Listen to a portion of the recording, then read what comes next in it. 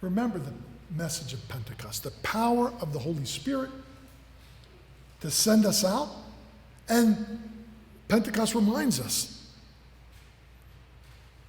that we are called to go and speak to people in their own language, in their own, wherever they're at. When I say meet people where they're at, you meet the millennials today or the young people today, you need to meet them speaking their language. Yeah, it might be English, but their language, where they're at. And then when you go to other countries, you need to speak their language, literally. St. Peter discovered that when he went to the home of Cornelius. And he said, I learned that God shows no partiality. This is a hard point for us to understand. Do we understand what the unconditional love of God is?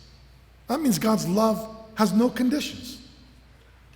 One time when I took my class to the mosque, this big mosque in Boston, and the imam there was talking to us about Islam. And when we came to this question and answer period, I asked the imam, I said, how do you understand Allah? Like in a very brief, short way. How do you understand? For example, I said, we Christians, if you ask us, how do we understand God? The most brief definition of God, God is love. And we would say God is love. God's love is unconditional, which means God loves the Christian and he loves the Muslim just as much as he loves the Christian. God loves the atheist just as much as he loves the Christian. Because God's love has no conditions. The difference between God's love for a Hitler and God's love for a St. Paul, God's love is unconditional for both. The difference isn't from God, it's from St. Paul opening up his heart and experiencing the love of God. And a Hitler who closes his heart so that he doesn't allow the love of God to penetrate. But that's not God, that's us closing off the love of God. So when I said to this imam, God is love, he looked at me and he said, well, we wouldn't say that about Allah. Allah loves the Muslim but hates the infidel.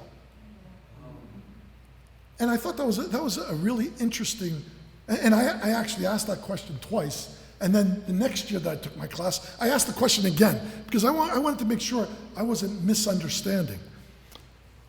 But he clearly said, well, absolutely, Allah doesn't love the infidel the way he loves the faithful Muslim. I mean, that's an understanding. So we don't believe in that type of a God. We believe in a God who loves all people. And our job, even as a missionary, when I was a missionary going to Albania, to a country, to a generation of people that never heard anything about God, I had some Protestant friends who thought, oh, we're going to Albania, we're bringing God for the first time to Albania. And I had to break the news to them and say, hey, St. Paul was here 2,000 years ago. And there was a Christian church here for 2,000 years up until communism 40 years ago. So you're not bringing God. And I said, and by the way, a missionary never brings God anywhere. God is already everywhere, knocking on the heart of every person. The role of the missionary or the role of the evangelist is not to bring God, but to help people understand who God is so that they can open up their eyes, so they can hear and see. And so that's our role, to humbly ask people, can I journey with you? To ask people what they believe, where they are, and then may I join you in your journey. And maybe together we can journey, and I can learn from you and you can learn from me, and maybe I have the opportunity to explain to them, to show them who God is. But I'm not bringing them God.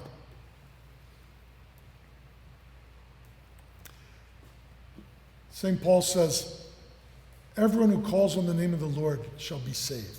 But how can people call on someone they've never heard of? They don't believe in. How can they believe if they've never heard? How can they hear without someone to preach? How can they preach unless someone is sent? How beautiful the feet of those who bring good news. This is where we have to help our people understand. It's not a duty and a responsibility.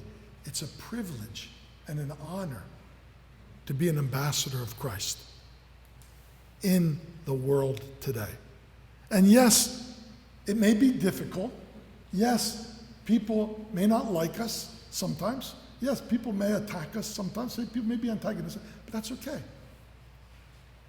That's what Jesus was talking about when he said in the Beatitudes, blessed are those who are persecuted and slandered because of my name's sake. We need to remember, God desires all people to be saved and come to the knowledge of the truth. That's what divine love is. And if we're filled with that divine love, how can we not do the same? So we began with Genesis and the whole Old Testament, which reminds us of God's love for the world. We end with Revelation, where when John the Divine has the revelation from God, and what does he see?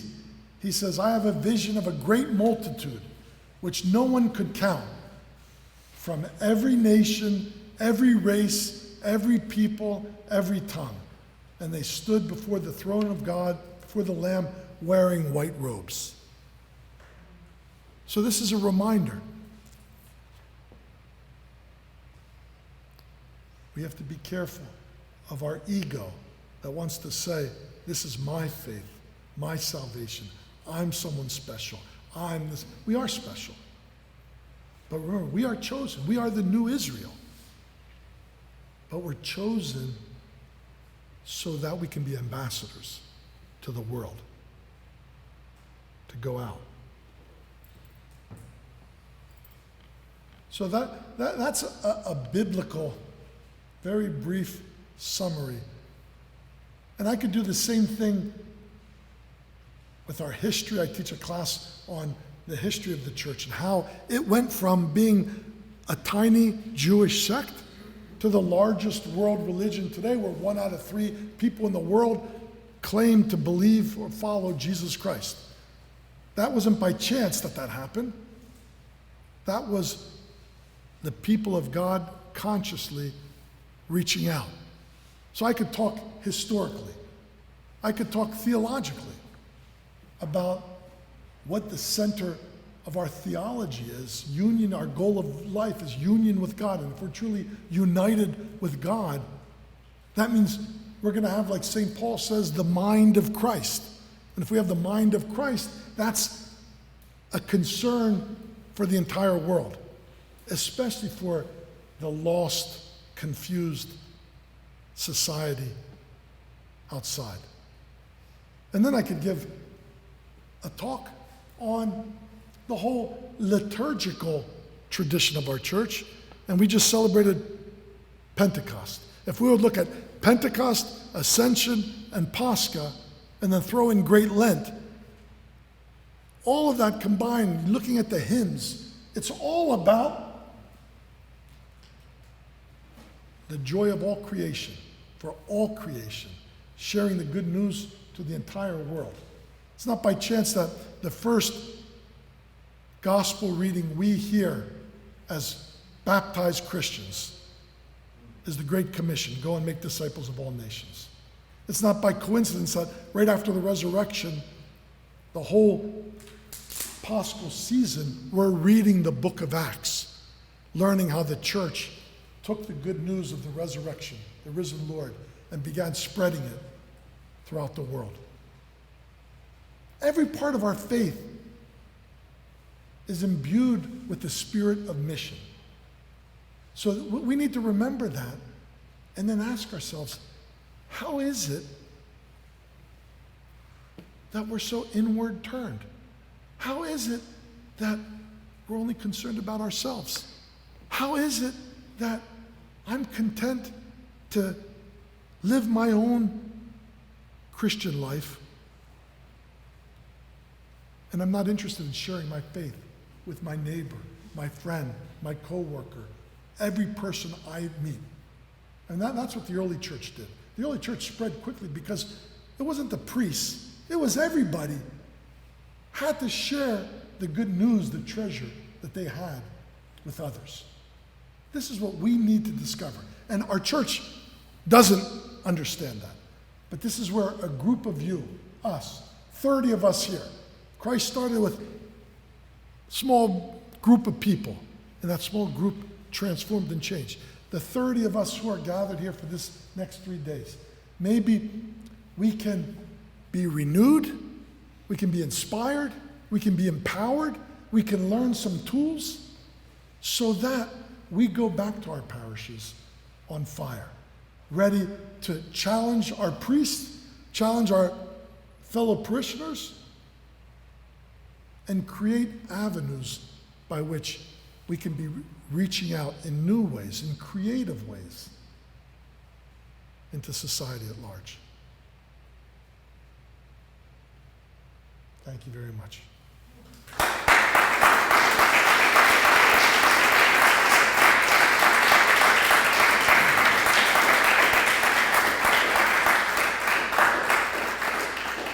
I don't know if we have time. If there's any question, because I could have kept going on and on, but I don't want to keep all of you too long. So any questions or any comments or any thoughts to it? Again, I'm thinking for a group like this that's coming to a missions and evangelism conference, you don't need to be, I'm sort of preaching to the choir. But even when we preach to the choir, we need to be inspired and renewed and get excited again. And that's what I want us to kick off this time, to say, we really have this beautiful treasure. What are we doing with this treasure? How can we share this treasure? Any comments or thoughts? Or questions? During the conference, will you be sharing how you were able to grow the church? I will. So I think about my second talk tomorrow is I'm going to use my church as an example of what we can do and what has happened, and how I really think God placed me at a church. I went to a church, and I'll talk about this tomorrow, but I'll just give a little preview. I went to a church that gives me the right to go to any church in America. Literally, I can go anywhere. And nobody can say to me, Father, now you don't understand our situation. And I can say, you know what? I mean, your situation is unique, but I guarantee you, where I was at was as bad as anywhere you want to go. I in the sense that my bishop thought, my chancellor, he said to me, we thought in 10 years, this church in Webster, we would have to close its doors in 10 years. So then I'll show you what has happened by the grace of God, and how a community that was inward turned, only concerned with itself, survival, how now it's a community that, well, we still have a lot to continue to grow, but it's a community that is outward turned, vibrant, healthy, welcoming to everybody, and quite a diverse community. But speaking about the habit of falling to being inward turned or survival mode or preservation mode, sometimes it's called preserving the faith, preserving the culture, it's almost a misnomer. Because if we were preserving something or even surviving, it would naturally be growing. There's no way to grow or to preserve. I think about Eastern Pennsylvania and Lancaster, right? The Mennonites and the Amish out there, they're very insular, sure, but they're hard-working people for the faith, for the worship, for the farms, the dairies, and they have that sort of outward. The Mennonites sang so many. I was in downtown LA, and I saw a bunch of Amish people singing some hymns in the middle of like little El Salvador. You know, and I don't know if they can even understand each other's language, but they have this desire to spread the good news. And so this idea of being inward turned, it's almost like a crutch that we even lean on, even in this sort of kind of accusational sense, but it's we are really inward turned oftentimes, or even preserving or surviving, or like you said, the numbers if they're starting to decline, that's not survival. Right. And there is something to be said. Of course, as a church, we have to take care of our own. So we're constantly feeding and caring for our own, but it's not either or. And this is one of the dangers. One of the dangers, even in missions, even if you go into foreign missions, when you go somewhere and you start a church and you're planting a church and you're growing a church, you get to a point where the church starts to grow, and then you have to care for the people. And that's a critical point in a mission, because many times missions then become inward turned because they're just taking care of their own people. And they forget that it's always, yes, caring for your own, feeding your own, while simultaneously going out. And realizing that one of the ways that you take care of your own is by sending them out into the world. So that's part of their education and learning and growing, is by going out and being involved. Pamela. I've been going around now since last October. It's at various parishes as the OCMC parish engagement coordinator, and I've probably visited about 40 churches so far in these past 7 months. And this is an issue where people believe that it's either local mission or foreign mission, and my message to people has been, you have to have both. And the foreign mission, I mean, OCMC has been out there, since the 80s, mid-80s, preaching around the country, trying to evangelize America with missionaries, with mission team members and so forth, who didn't have their own voice in most places, just trying to get the message out there. And that's come back to inspire those parishes who picked it up. It's enlivened it. And I try to tell that to people, and many people believe that and become engaged. And yet there are others who say to me, oh, I'm sorry, I can't have you speak in my parish because we don't have any money, and we're just really busy just trying to stay alive, But the message of sharing with other people, locally, everywhere, live in life in their church. Right. It's something to renew the church. Just so everyone knows, because I don't know if everyone knows Pamela Barksdale. Well, Pamela Barksdale works for the OCMC, the Orthodox Christian Mission Center. She was a missionary herself for many years in Albania, and has just recently come back and is working for the OCMC. And now her role is going around to churches to talk about the missionary work, the cross-cultural missionary work of the Orthodox Church through the OCMC. So if any of your parishes ever look to have someone invited to your church, you can always have Pamela come and speak in your church. But I also get the message that they need to be involved locally. It begins at home. And then Well, yeah, so it's not either or. That's what we have to be careful of. It's and. And realize they feed one another. So tomorrow, what I'll talk about, one of the ways I got my local church to become a more outward turned church was by taking them to Mexico. And people saying, why are we going to Mexico? What do we need to go to Mexico? If you want to do good things, you could do things locally. Why are we doing that? But by going to Mexico, people went, they were inspired by what they saw, they came back on fire, and then one of the questions they had was, well, what are we doing locally? And then that motivated them to start doing things locally. So it was feeding and renewing both sides. Yes? I've never been taught the notion that the opposite of love is ego. That resonates as completely true to me, and it just almost opens up a whole new way of thinking of how to love. Right. It's beautiful. So I definitely cannot take credit for that. That comes from Archbishop, or I'm sure it comes from many other sources, but Archbishop Anastasios of Albania would highlight that and emphasize that.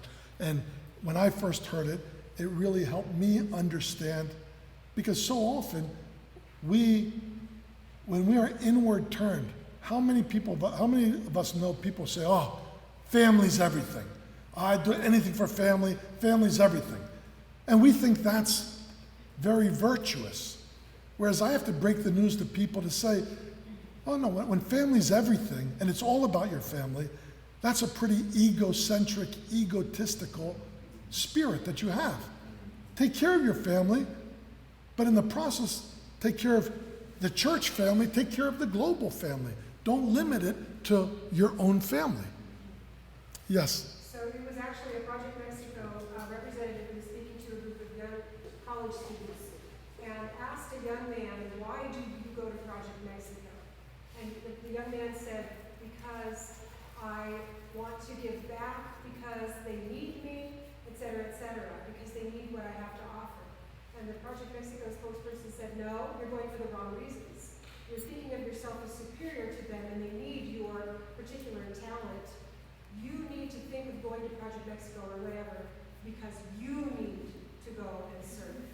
So that was kind of a light bulb moment for me, in addition to the opposite of love being ego, because it's the same thing. Right. If we go thinking that we're so great, they need us, that's ego. And so that's the spirit that we have to take, even when we go locally and try to share our faith with the guy, the person in the gym, or our colleague, our co-worker, whatever. It's not that I'm saving you, I'm helping you, I'm sharing, but what can I learn from you? And this is where we have to be humble enough to say, tell me about your journey of faith.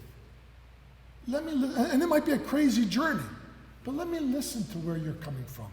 And maybe I can be inspired by you, just as you can be. So we truly humbly approach others, not as I have the answers to you, but I can share what I have, which is a great blessing, but I want to hear what you have too.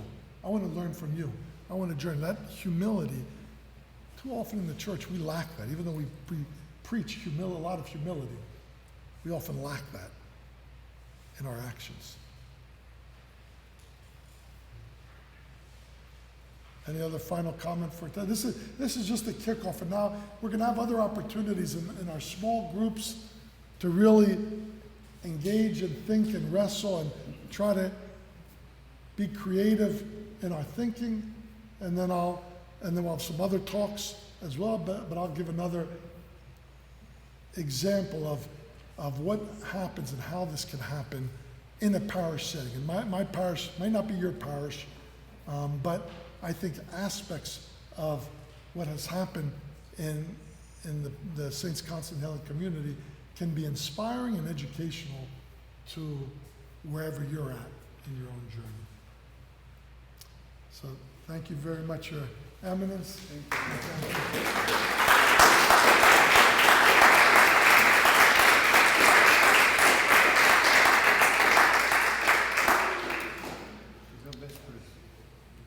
So it's about 5:20, so we're going to finish here and then head up to the monastery for Vespers.